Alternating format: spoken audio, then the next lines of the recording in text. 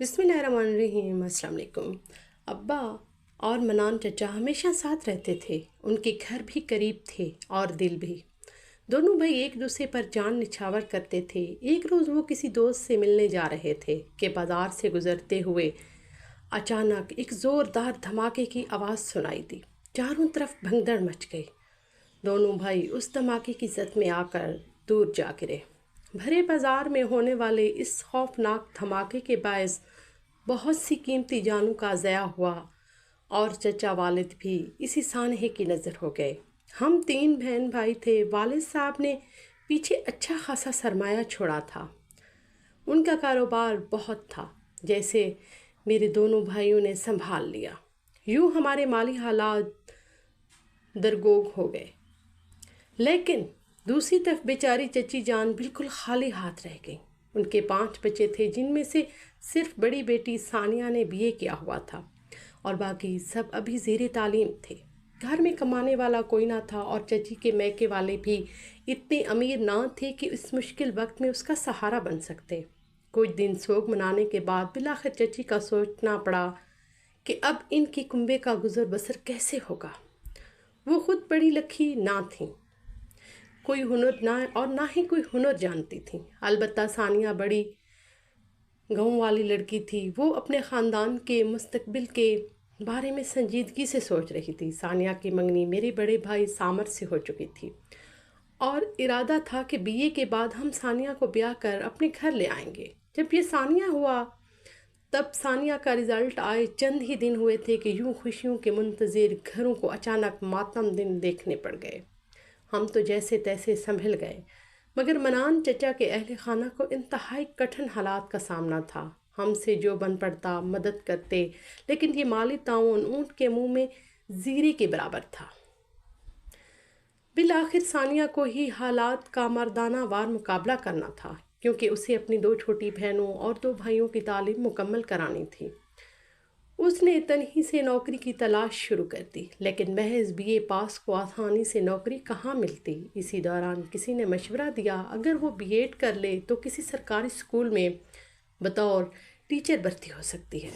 ان دنوں تربیت یافتہ اساتذہ کی کمی تھی اور B.Ed کا کورس 2 سال کا ہوتا تھا۔ امی نے کہا کہ اگر ثانیہ B.Ed کرنا چاہتی ہے تو اس کی پڑھائی کے اخراجات ہم اٹھا لیں گے تاکہ وہ اپنی خواہش پوری کر سکے۔ آخرکار اسے بہو بن کر بھی ہمارے ہی گھر آنا ہے۔ دوسری طرف سامر بھائی کو بھی کاروبار سیٹ کرنے کے لیے 2 سال کی مہلت درکار تھی، کیونکہ ابو کی وفات کے بعد دکان کی تمام ذمہ داریاں انہوں نے سنبھال لی تھیں۔ چھوٹا بھائی عامر ابھی BA کے آخری سال میں تھا، اس لیے وہ شام کو صرف 2-4 گھنٹے ہی دکان پر آ پاتا تھا اور اسی دوران سامر بھائی گھر آ کر کھانا کھا لیتے تھے۔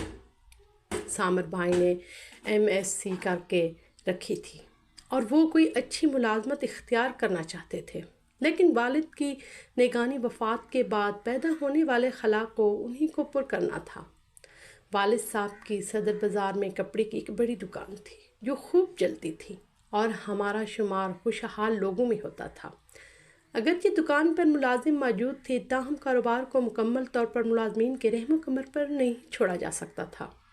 چنانچہ بھائی کو ملازمت کا ارادہ بدلنا پڑا۔ حالانکہ ان کا رجحان بزنس کی طرف بالکل نہیں تھا۔ وہ اکثر والد صاحب سے کہا کرتے تھے کہ بیرون ملک اعلیٰ تعلیم حاصل کرنا ان کا خواب ہے۔ سامر بھائی انتہائی ذہین تھے اور انہوں نے MSc ٹاپ کیا تھا، لیکن افسوس کہ وہ خاندانی کاروبار میں ایسے الجھے کہ ان کی اعلیٰ تعلیم کا خواب ادھورا ہی رہ گیا۔ وقت تیزی سے گزرتا گیا۔ ثانیہ اپنے B.Ed مکمل کر لیا اور ایک سرکاری اسکول میں بطور ٹیچر اس کو تقرر ہو گئی۔ ادھر چھوٹے بھائی نے بھی اپنی تعلیم مکمل کر لی۔ اسے بزنس کا شوق تھا، اس لیے اس نے سامر بھائی کے ساتھ مل کر دکان سنبھال لی، جس سے رزق میں مزید برکت ہونے لگی۔ اب والدہ کو بڑے بھائی کی شادی کی فکر ستانے لگی۔ ایک روز انہوں نے سامر بھائی سے کہا، میں چاہتی ہوں کہ اب تمہارا گھر آباد ہو جائے، اس لیے میں ثانیہ کی والدہ سے شادی کی تاریخ طے کرنے کا ارادہ رکھتی ہوں۔ سامر بھائی نے جواب دیا، امی جان جس بات میں آپ خوش ہیں ہمیں وہی بھی عزیز ہے۔ اگلے دن امی چچی کے پاس گئیں اور کہنے لگیں، بہن اب شادی کی تاریخ طے کر لو، تمہاری 2 اور بچیاں بھی ہیں، بڑی کا فرض ادا ہوگا تو چھوٹوں کی باری آئے گی۔ چچی نے جواب دیا، باجی آپ بالکل صحیح کہتی ہیں، میں بھی یہی سوچتی ہوں، لیکن ثانیہ کسی صورت ابھی شادی پر راضی نہیں ہو رہی۔ وہ کہتی ہے کہ پہلے چھوٹے بہن بھائی اپنی تعلیم مکمل کر لیں پھر شادی کا نام لیں۔ امی بولیں وہ تو ٹھیک ہے لیکن شادی کی بھی ایک عمر ہوتی ہے، بے شک وہ شادی کے بعد بھی اپنی تنخواہ سے چھوٹے بہن بھائیوں کی پڑھائی کا خرچ اٹھاتی رہے، ہمیں کوئی اعتراض نہیں ہوگا اور تمہاری ضروریات میں پوری کرتی رہوں گی۔ آخر میں تمہاری سگی بہن ہوں، کوئی غیر تو نہیں۔ میری تو بس یہی آرزو ہے کہ بچوں کی خوشیاں وقت پر دیکھ لوں۔ اس کے بعد چچی نے دوبارہ ثانیہ سے بات کی مگر اس نے صاف انکار کر دیا۔ انہوں نے امی سے کہا باجی وہ مان نہیں رہیں، آپ خود ہی اس سے بات کر کے دیکھ لیں۔ جب امی نے ثانیہ سے بات کی تو اس نے کہا خالہ جان آپ ہماری مجبوری کو سمجھنے کی کوشش کریں، ہم زیادہ عرصے تک آپ کی مالی مدد پر تکیہ نہیں کر سکتے، یہ بات کل کو میرے بھائیوں کی غیرت کو بھی گوارا نہیں ہوگی۔ اگر آپ ہمیں کچھ مہلت دے سکتی ہیں تو ٹھیک، ورنہ آپ اپنے بیٹے کی شادی کہیں اور کر دیں۔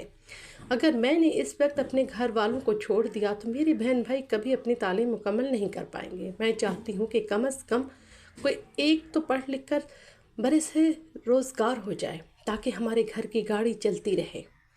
والدہ نے جب یہ بات سامر بھائی کو بتائی تو انہوں نے کہا امی جان اپنی چھوٹی بہن کی مجبوریوں کا پاس کیجیے اور ابا اور چچا منان کی محبت کا خیال رکھیے، دونوں میں اس قدر الفت تھی کہ اس جہان میں بھی ہمیشہ ساتھ رہے اور اس جہان فانی سے بھی ساتھ گئے ہیں۔ اگر ہم 1-2 سال انتظار کر لیں تو اس میں کوئی حرج نہیں۔ والدہ بیچاری دل محسوس کر رہ گئی، انہیں سامر بھائی سے بہت محبت تھی اور انہیں دیکھ دیکھ کر ہی جیتی تھیں۔ وہ تو بس اپنے بڑے بیٹے کے چہرے کے پھول کھلنے کی دعائیں مانگتی رہتی تھیں۔ مزید 2 سال گزر گئے۔ ثانیہ کی چھوٹی بہن دانیہ نے میٹرک میں پوزیشن لی تو اسے ایک اچھے کالج میں داخلہ مل گیا۔ اس پر والدہ نے خالہ چچی کو سمجھایا کہ بھائی لڑکیوں کو کالج میں پڑھانے کی بجائے اب ان کی شادیوں کی فکر کرو، سر پر باپ یا تایا کا سایہ نہیں ہے، تمہارے بیٹے بھی 9ویں 10ویں جماعت میں پڑھتے ہیں، آگے چل کر انہی کو پڑھا لینا، لڑکیوں کو اتنی اعلیٰ تعلیم دلوانا ضروری نہیں، اب ثانیہ کو اپنے گھر کا کرو، آخر ہم کب تک انتظار کریں گے؟ چچی نے جواب دیا باجی ثانیہ مانتی ہی نہیں، میں تو اسے سمجھا کر تھک چکی ہوں، اب آپ ہی اسے سمجھائیں۔ بیچاری چچی بھی جانے کس دل سے اسے سمجھاتی ہوں گی کیونکہ ثانیہ کی تنخواہ کے سوا ان کا کوئی اور ذریعہ معاش نہیں تھا، گھر کا سارا نظام اسی طرح چل رہا تھا، پورا دار و مدار بیٹی کی ملازمت پر تھا، شاید وہ ہمیں مطمئن کرنے کے لیے ایسا کہہ دیتی ہوں اور اندر سے وہ خود بھی مجبور ہوں۔ بہرحال ایک بار پھر ثانیہ سے بات کی گئی تو اس نے وہی پرانا موقف دہرایا۔ والدہ اب بالکل مایوس ہو گئیں اور گھر آ کر سامر سے بولیں بیٹا مجھے لگتا ہے کہ یہ بیل منڈے چڑھنے والی نہیں ہے، تمہاری چچی اپنے بچوں کی ضد کے آگے بالکل بے بس ہے۔ دونوں چھوٹی بیٹیاں ابھی شادی کا نام سنتے ہی منہ پھیر لیتی ہیں اور آگے پڑھنے کا شوق رکھتی ہیں، جبکہ ان کے حالات اعلیٰ تعلیم کی اجازت نہیں دیتے۔ یہ لوگ لڑکیوں کو پڑھانے لکھانے میں وقت ضائع کر رہے ہیں، اب ہمیں یہ منگنی کا سلسلہ ختم کر کے کسی اور گھرانے میں لڑکی دیکھنی ہوگی۔ یہ سن کر سامر کے منہ سے بے اختیار نکلا ماں ایسی بد دعا تو نہ دیں۔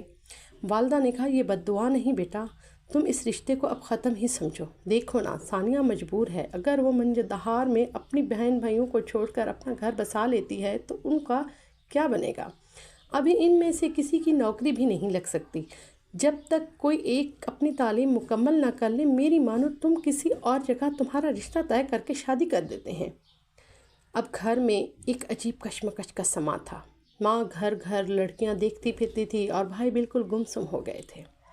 میرے بھائی کو ثانیہ سے اس قدر لگاؤ تھا کہ اس کی نظر میں اس کا کوئی نعم البدل ہو ہی نہیں سکتا تھا، وہ اپنے دل میں صرف اسی کو بسائے ہوئے تھی۔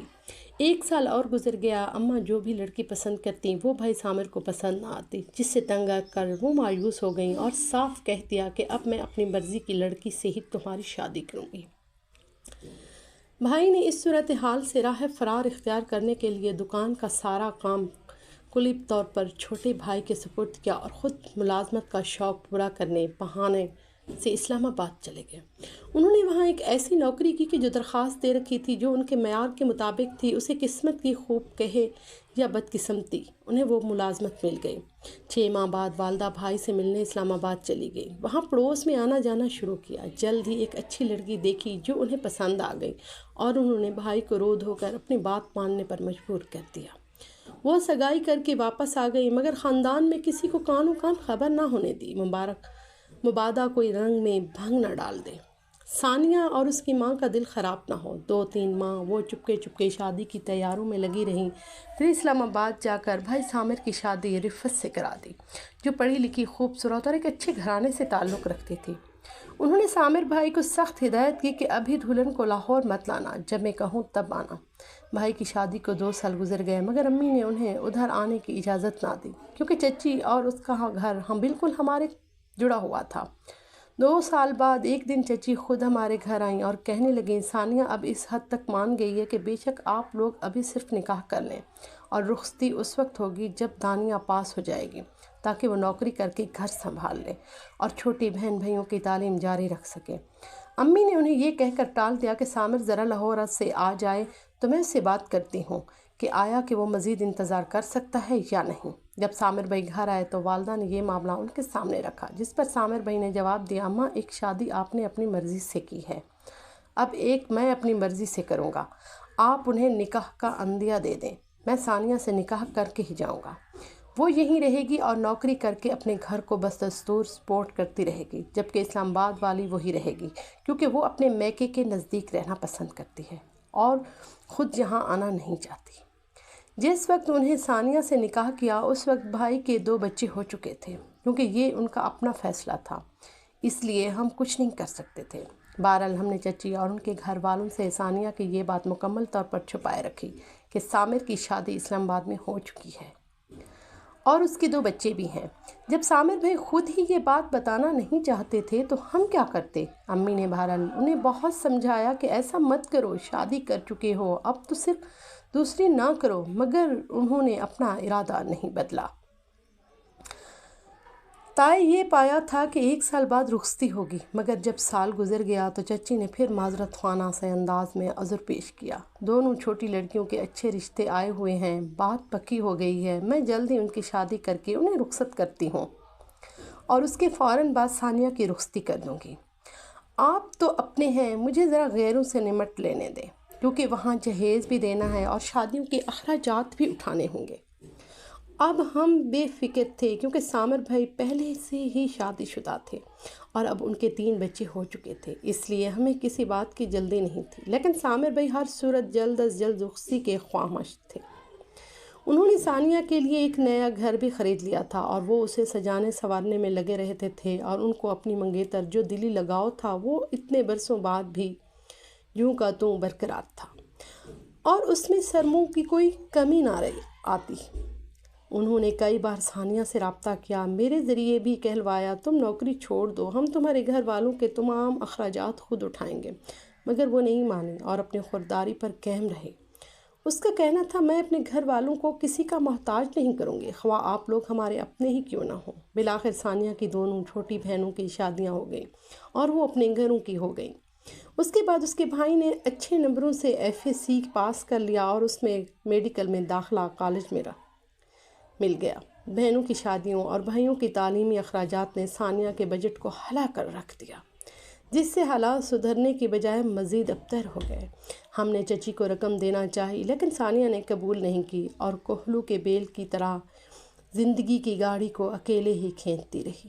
ادھر بھائی ترقی کر کے ایک اعلیٰ عہدے پر پہنچ گئے، مگر ثانیہ کے مسائل یوں کے توں رہے، یہاں تک کہ اس کے چھوٹے بھائی کی بھی نوکری لگ گئی، اس نے اپنی پسند سے شادی کر لی۔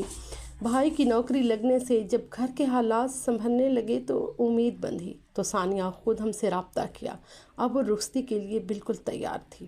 یوں ایک طویل اور صبر آمیز انتظار کے بعد بالآخر سامر بھائی کی مراد بر آئی۔ بدقسمتی سے انہیں دونوں چچی جان ان کا انتقال ہو گیا۔ ثانیہ کا ایک بھائی ہاسٹل میں تھا اور دوسرا اپنی بیوی کو لا چکا تھا۔ اب ثانیہ بھی اندر سے بالکل تھک چکی تھی، بھائی اور بھابھی اس کی ذات سے بالکل لاپرواہ ہو چکے تھے اور وہ گھر میں شدید تنہائی محسوس کرتی تھی، اس لیے اب وہ اپنے گھر آ کر بسنا چاہتی تھی۔ بالآخر اس نے فون کر کے سامر بھائی سے کہا، سامر اب میں تمہارے پاس آنا چاہتی ہوں، میں بہت تھک گئی ہوں، مجھے آ کر اپنے گھر لے جاؤ۔ اتنے طویل انتظار کے بعد بھی سامر بالکل بد دل نہیں ہوا تھا، وہ اسے اس روز اتنا خوش تھا کہ الفاظ میں بیان نہیں کر سکتی۔ وہ یہ بات بھی بھول گیا کہ اسلام آباد میں اس کی ایک بیوی اور 3 بچے بھی ہیں۔ وہ کہتا تھا ثانیہ ہرگز خود غرض نہیں تھی، وہ مجبور تھی۔ اس نے کئی زندگیاں سنوارنے کے لیے ایک طویل جہاد کیا۔ میرا بھائی روز اس گھر میں جاتا جسے اس کے برسوں سے پہلے ثانیہ کے لیے خریدا تھا، اور اسے ایسے سجاتا سنورتا جیسے کوئی نئی دلہن آنے والی ہو۔ اور ہاں، اس گھر میں اس کی نئی نویلی دلہن ہی تو آ رہی تھی۔ اس کے دل کا ملکہ، اس کے من میں چاہ ثانیہ بھری۔ ایک دن اچانک ثانیہ نے فون کر کے کہا اس نے رخصتی کا خیال ملتوی کر دیا ہے۔ اس نے کہا سامر بے شک تم کہیں اور شادی کر لو، اور یہ کہہ کر اس نے فون بند کر دیا۔ سامر بھائی دنگ رہ گئے۔ اچانک یہ کیا ہوا؟ کیا اسے میری پہلی شادی کا علم ہو گیا، یا کسی نے اسے بتا دیا کہ میری بیوی اور بچے بھی ہیں؟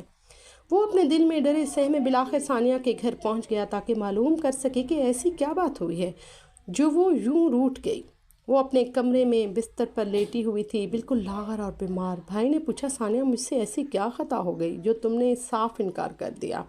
تم نے میرے اتنے برسوں کے انتظار کا بھی پاس نہیں رکھا۔ میں نے تمہارے لیے ایک گھر خریدا تاکہ تم زندگی کی باقی دن سکون اور آرام سے گزار سکو۔ ایک پر چل کر دیکھو تو صحیح، وہاں میں نے تمہاری یادوں میں ایک جہان آباد کر رکھا ہے۔ اس مکان کی ایک ایک اینٹ اور باغ ایک ایک پتا اس بات کا گواہ ہے کہ مجھے تم سے سچی محبت ہے۔ ثانیہ نے جواب دیا ہاں مجھے یقین ہے سامر، مگر اب میری زندگی کا چراغ آخری سانسوں پر ہے۔ اب چلنے سے میرا سانس پھولتا ہے اور میری بھوک بالکل ختم ہو چکی ہے۔ میں خود کو زندگی سے بہت دور محسوس کرتی ہوں۔ سامر بھائی نے کہا یہ صرف تمہارا وہم ہے، تم بیمار نہیں ہو بلکہ صرف تھک گئی ہو۔ آؤ میں تمہیں اچھے ڈاکٹر کے پاس لے چلتا ہوں۔ چنانچہ سامر بھائی زبردستی ثانیہ کو گاڑی میں بٹھا کر ہسپتال لے گئے۔ جب وہاں اس کا تفصیلی سے چیک اپ کرایا تو ڈاکٹر نے بتایا کہ اسے بلڈ کینسر ہے، اور اب وہ صرف چند ہی دنوں کی مہمان ہے۔ سامر بھائی نے روتے ہوئے پوچھا تمہیں کیا دکھ ہے ثانیہ؟ مجھے بتاؤ تو صحیح۔ اس نے نحیف آواز میں کہا اپنوں کی بے رخی کا دکھ، جن کے لیے میں نے اپنی زندگی کی تمام خوشیاں قربان کر دیں اور تمہیں اتنا لمبا انتظار کروایا کہ اب معافی مانگتے ہوئے بھی شرم آتی ہے۔ مگر تم نہیں جانتے کہ میری بہنوں اور بھائیوں نے اتنی خوشیاں پاتے ہی میرے ساتھ کیا سلوک کیا۔ انہوں نے مجھے بھلانے میں 1 منٹ بھی نہیں لگایا۔ بھابھی ہر وقت میرا دل دکھاتی ہے تو بھائی اسے ایک لفظ نہیں کہتا، اور بہنوں کا فون بھی مہینوں بعد آتا ہے، وہ بس 1 منٹ بات کر کے فون رکھ دیتی ہیں، کبھی یہ دیکھنے نہیں آتے کہ میں کس حال میں جی رہی ہوں۔ سامر بھائی نے تڑپ کر کہا ثانیہ تم آج ہی میرے گھر چلو، میں سجایا سجا آنگن نہ جانے کب سے تمہارا منتظر ہے، اور باغ کے پھول تمہاری راہ دیکھ رہے ہیں۔ ثانیہ نے مسکرا کر کہا جب میں تمہیں کوئی خوشی نہ دے سکی تو اب تکلیف کیوں دوں؟ اب مجھے میرے والد کے گھر ہی میں رہنے دو، مجھے جو مرض لائق ہے اس میں زندگی ہی کتنی بچی ہے۔ اس کے باوجود سامر بھائی روز باقاعدگی سے وہاں جاتے رہتے، اور 2 ماہ تک وہ ثانیہ کو ہسپتال لے کر جاتے رہے۔ پھر حالات بگڑنے پر اسے ہسپتال میں ہی داخل کرا لیا گیا۔ وہ اس کے آخری دم تک اس کے ساتھ رہے اور اس کے پاس ہی بیٹھے رہے۔ جب بھی فون کی ضرورت پڑتی وہ اسے اپنا فون دے دیتے۔ آخر دن ثانیہ نے ان کا ہاتھ پکڑ کر کہا ہم اس دنیا میں تو نہ مل سکے، اب انشاءاللہ آخرت میں ملیں گے۔ شکر ہے کہ تم اس کٹھن وقت میں میرے پاس موجود ہو، جبکہ میرا کوئی بھائی یا بہن میرے پاس نہیں ہے۔ اگر تم بھی نہ ہوتے تو یہ مشکل وقت کیسے گزرتا؟ تمہاری اس بے لوث وفا نے اس آخری وقت کو میرے لیے بہت آسان کر دیا ہے۔ وہ بیچاری اس بات سے بالکل بے خبر تھی کہ سامر بھائی نے چھپ کر دوسری شادی کر رکھی تھی۔ اگر اسے اس بات کی خبر ہو جاتی تو شاید دنیا سے جاتے جاتے وفا پر سے بھی اس کا اعتبار اٹھ جاتا۔ ہمارے چینل کو سبسکرائب کیجیے گا اور کمنٹ میں بھی بتائیے گا کہ آپ کو ہماری ویڈیو کیسی لگتی ہیں۔ شکریہ۔